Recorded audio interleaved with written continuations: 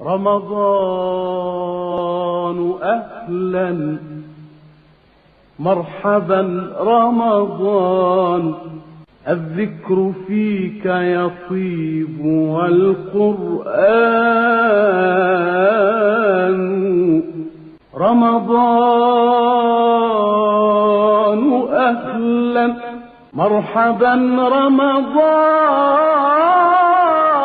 السلام عليكم رمضان. ورحمة الله وبركاته. ازيكم حبايبي؟ عاملين ايه؟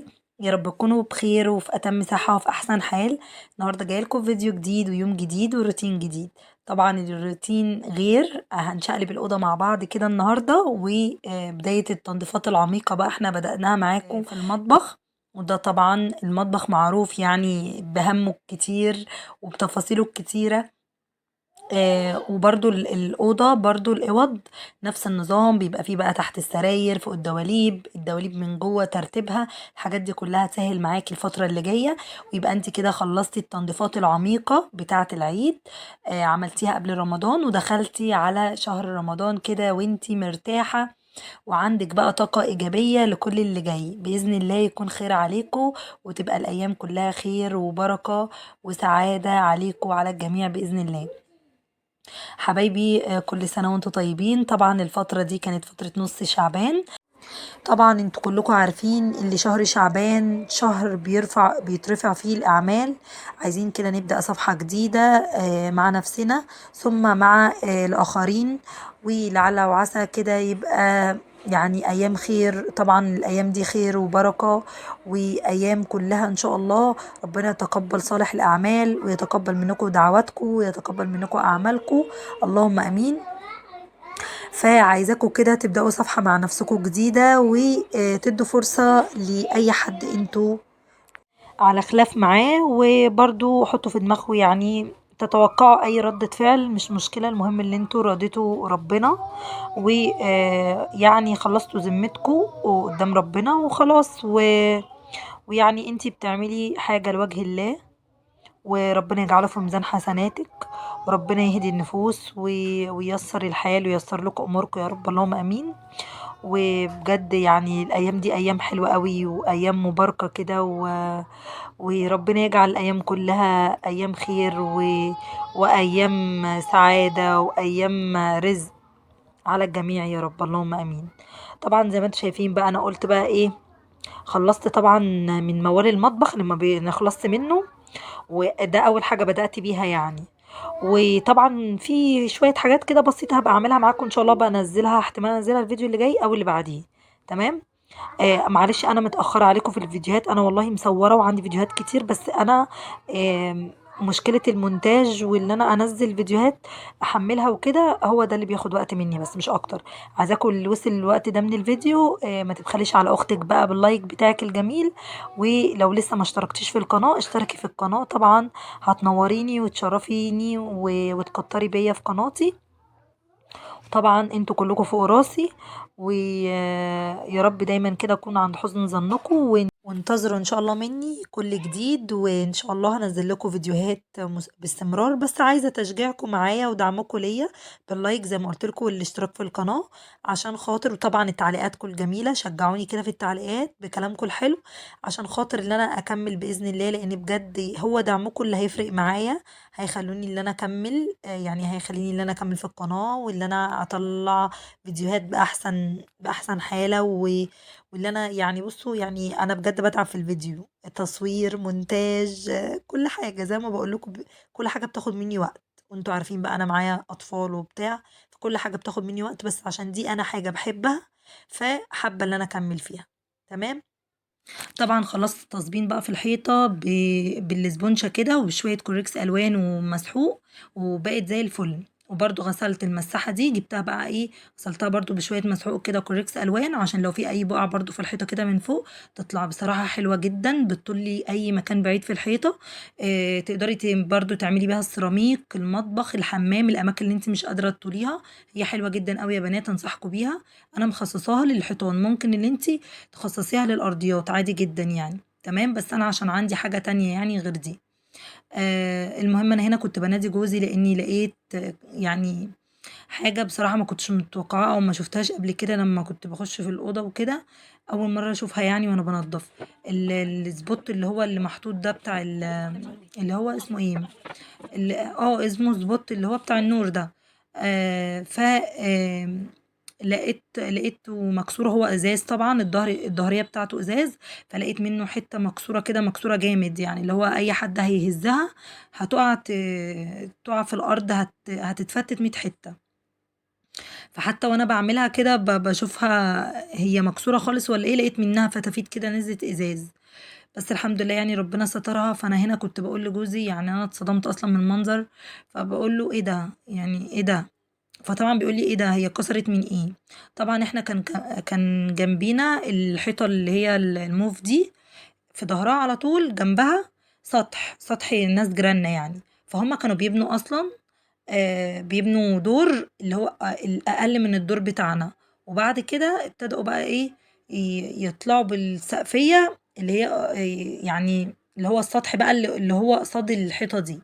تمام. فهم اصلا بيربوا طيور وكده، فمش عارفة بقى ممكن يكونوا مثلا كانوا بيعملوا عش او حاجة في ظهر الحيطة بتاعتنا.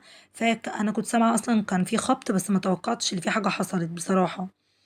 فبصراحة اتضايقت عليها جدا اللي هي اتكسرت يعني. ده من ساعة ما اتجوزت وهي يعني أنا بحافظ على الحاجة جدا، ودايما يعني ببقى يعني محرصة دايما على الحاجات اللي زي كده.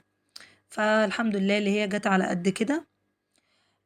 المهم جيت هنا بقى ايه، رجعت كل حاجة مكانها وفرشت السرير وظبطت بقى. بصوا يعني اي حاجة كنت مثلا بلاقيها مثلا مش محتاجاها في الشقة، كنت بكيسها على طول، بحطها تحت الايه، بشيلها تحت السرير، بحيث ان انا مش حابة ان انا ايه يبقى عندي كركبة او حاجات ملهاش لازمة. بلاقي يعني مثلا حاجات مش بستخدمها الا هيخليني اسيبها، فبقوم مكيساها وشايلها. ولما احتاجها في اي وقت كده كده هي موجودة تحت ايدي يعني، هرفع عادي تحت المرتبة واجيبها. جيت بقى هنا برضو غسلت الشباك وكل حاجة، و... وعملت برضو ايه وشلت الشباك غسلته، وعملت المجرى برضو والسلك وكل حاجة، وطبعا نفضت الستاير زي ما انت شفتوا. والستاير كده كده كنت انا اصلا ايه، كنت غسلاها في دخلة الشتاء. فقلت خلاص بقى مش هغسلها دلوقتي تاني، هي اصلا تقيلة ومش يعني ايه، الأوضة دي دايما مقفلها، انا اصلا مش بفتح شبابيك كتير غير في الصالة، بس ممكن افتح حاجة بسيطة.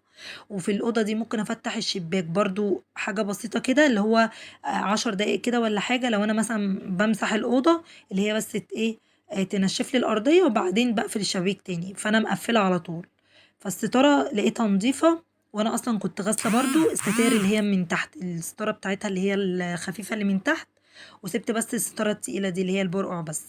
فطبعا شايله التانية، قلت ايه ملهاش لازمه افرشها دلوقتي، هفرشها على العيد، لان انا كده كده بفتح الستاره دي عشان خاطر ايه السقعه وكده يعني، وكمان عشان خاطر بتداريلي النور من الشبابيك. انتوا عارفين برضو ايه، شبابيك الالمونتال بتبقى يعني مش حلوه شويه بسبب الاضاءه وكده، بتدخل اضاءه جامده. فبصراحة أنا يعني نفسي بصراحة إن أنا أعمل اللي هي الستاير البلاك أوت دي، بتبقى حلوة وبتمنع الضوء. وأنا كده كده شبابيكي مش يعني مش بتبين أي حد جوه، لأن الإزاز متفيم. ف فمش بتبين حق يعني، مش بتبين حد. بس بصراحة نفسي ان انا اركب ستاير عشان الاضاءة وكده، حتى برضو في الريسبشن عندي بره، عايزة اعمل الموضوع ده بصراحة. المهم هنا كنت برضو بطلع كده الحاجات، كل دي بقى اكياس حاطه فيها هدوم بقى الصيفي كلها مكيساها كده. واحسن حاجه يا بنات تعملوها بجد، مش ترموا كده يعني. انا بشوف ناس ممكن اللي انت ترمي كده كل حاجه وتكركبي الدنيا وتيجي بقى، هتيجي بقى تنضفي تحت السراير، هتعملي مجهود رهيب. ليه؟ هتتعبي بقى اللي انت كل حاجه تمسكيها بالتفاصيل وهتلمعيها، ويا ريتك ممكن تلمعيها، هتضطري اللي انت مثلا في حاجات تغسليها، او فاهمين قصدي، اللي هو هتاخد منك وقت كتير، غير لما انت تكوني حاطه كل حاجه في كراتين او في اكياس ومغلفاها. فيا دوبك اللي انت هتلمعي من بره بس الكرتونه او الكياس اللي انت مغلفه بيها، معبيه فيها الحاجات وكده، فهيسهل معاكي الموضوع جدا يعني. بصوا زي ما انتم شايفين كده، انا طبعا الهدوم بتاعه الاطفال بتاعه البنات هي دي بس اللي انا حطاها تحت السراير اللي هي الصيفي، عشان الدولاب بتاعهم مش هيكفي الصيفي والشتوي، لان انا برضو واخده ايه منهم كده يعتبر نص الدولاب، حاطه هدومي الهدوم الخروج الصيفي والشتوي، وحاطه برضو الطرح، حاطه العبايات بتاعتي، الشنط بتاعتي برضو عامله لها مكان كده. ف مش ه... يعني ايه بصراحة يعني انا نفسي ان شاء الله يعني ربنا يوسعها علينا اجيب دولاب تاني يبقى ليا للحاجات الخروج وكده، يبقى برضو لحاجتي او اللي هو دريسنج. واسيب لهم الدولاب بتاعهم بقى بصراحة، لان هم برضو ايه كل شوية يعني ما شاء الله هيكبروا وهيبتدوا عايزين الدولاب يبقى فيه حاجتهم بس.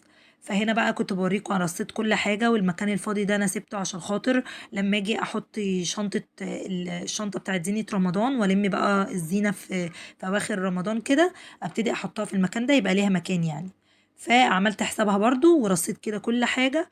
وطبعا المشايات دي وكل حاجة، انا على فكرة أنا شلت المشايات اللي في الارض اللي في الاوض بصراحة، غسلتها قلت ايه اخفف الدنيا، الجو اصلا ابتدى يحرر، بس اكيد هيرجع الجو يبرد تاني. بس قلت عادي مش مشكلة، ممكن احط اللي هي الحفاظات الخفيفة دي اللي هي تبقى سهل معايا، اللي انا اقدر اشيلها اغسلها في الغسالة وخلاص على كده، يبقى الموضوع خفيف. وانا كده كده ايه الحمد لله يعني انا جايبة فرش في الارض جايباه جديد هبوريهولكوا لما نيجي بقى في مشتريات العيد باذن الله، هوريلكوا الحاجات دي انا كنت جايباه وشايلاه، جايبه يعني بديل سجاد وكده، بس جايباه بقاله سنه اصلا وشايلاه تحت السرير، فقلت بقى اطلعه، ركنته كده على جنب وحطيت بداله السجاد بدل ما هو مركون يعني في الاوضه. فقلت يعني ايه اخفف الدنيا شويه، واي حاجه ملهاش لازمه او مركونه كده وخلاص لا، اللي انا اشيلها طالما انا مش هفرش سجاد فخلاص اشيله. وطلعت بقى بديل السجاد الجديد اللي انا جايباه يعني كفايه عليه مخلي بقاله سنه تحت السرير.